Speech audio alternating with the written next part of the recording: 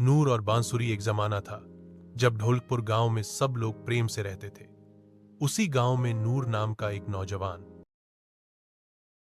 बिल्कुल। मैं आपको कृष्ण भगवान के एक मुस्लिम भक्त पर एक दिलचस्प कहानी सुनाता हूं। नूर की बांसुरी और प्रेम की धुन। एक छोटे से गांव में नूर नाम का एक नौजवान रहता था। नूर एक बढ़िया बांसुरी बजाने वाला था। उसकी बांसुरी की धुन जब हवा में घुलती थी तो ऐसा लगता था जैसे कोयल भी उसके सुरों को सुनकर चुप हो जाती है। लेकिन उसकी बांसुरी में एक अलग ही बात थी। उसमें कृष्ण की भक्ति का गहरा प्रेम भरा था। नूर ने बचपन से ही कृष्ण की कहानियां सुनी थी। उनकी रस लीला और उनकी बचपन की शरारतों के किस्से उसके मैन में बस गए थे।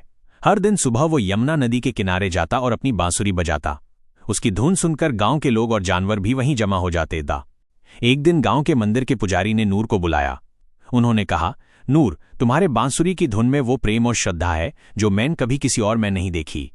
तुम्हारा इश्क कृष्ण से इतना गहरा है कि उसको कोई धर्म या मजहब नहीं रोक सकता।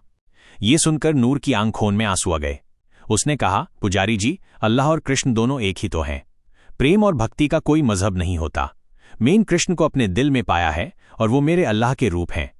उसी पाल आसमान में बदल गरजने लाग और हल्की बारिश शुरू हो गई। लेकिन नूर और पुजारी दोनों वहीं खड़े रहे। नूर ने अपनी बांसुरी निकली और एक ऐसी धुन बजाई जिसे सुनकर ऐसा लगा जैसे कृष्ण खुद उनके सामने आ गए हैं। उस धुन में नूर का प्रेम, उसकी भक्ति और उसकी श्रद्धा थी। उस दिन से गांव के लोग नूर को कान्हा का नूर कहने लागस। उसने सबको ये सिखाया कि प्रेम का कोई मजहब नहीं होता और सच्ची भक्ति ही इंसान को भगवान तक ले जा सकती है।